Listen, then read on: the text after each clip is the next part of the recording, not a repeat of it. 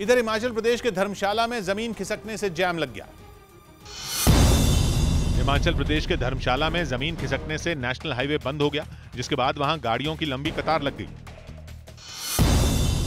जम्मू कश्मीर के पहलगाम में सड़क हादसे में घायल हुए आईटीबीपी के 3 जवानों को श्रीनगर से एम्स दिल्ली शिफ्ट कर दिया गया।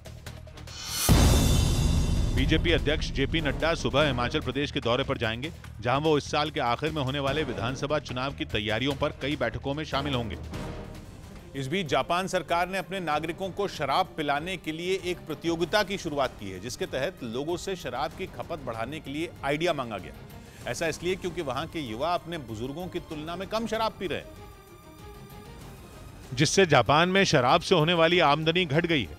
इसी वजह से वहां की सरकार अपने नागरिकों से ज्यादा शराब पीने की अपील कर रही है, ताकि उससे मिलने वाले टैक्स में बढ़ोतरी हो और जापान की अर्थव्यवस्था को फायदा पहुंचे। एक रिपोर्ट के मुताबिक जापान के युवा बुजुर्गों की तुलना में कम शराब पी रहे हैं। इसके बाद जापान की नेशनल टैक्स एजेंसी ने युवाओं को शराब पिलाने के लिए साके वीवा नाम से एक प्रतियोगिता की शुरुआत की। जापान सरकार को उम्मीद है कि प्रतियोगिता के बाद ऐसा प्लान तैयार होगा जिससे शराब पीने वाले युवाओं की संख्या जापान में बढ़ेगी और जापान की शराब से होने वाली आय में भी बढ़ोतरी होगी। इस ऑनलाइन प्रतियोगिता में 20 से 39 साल के लोग हिस्सा ले सकेंगे, जिन्हें यह बताना होगा कि वो किस तरह युवाओं में शराब की खपत को बढ़ा सकते हैं।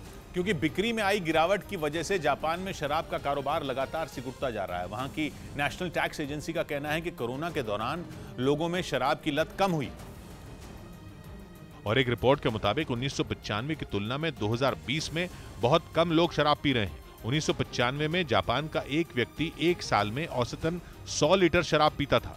2020 में ये 75 लीटर रह गया। 1980 में देश की कुल कमाई का 5% हिस्सा शराब बिक्री से आता था, लेकिन 2020 में ये घटकर सिर्फ 1.7% ही रह गया।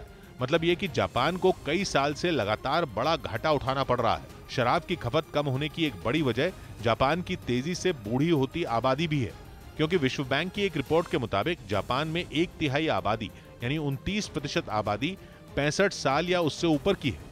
यही वजह है कि जापान की सरकार युवाओं को शराब पीने का न्योता दे रही है और उनसे शराब की खपत बढ़ाने के लिए सुझाव भी मांग रही है।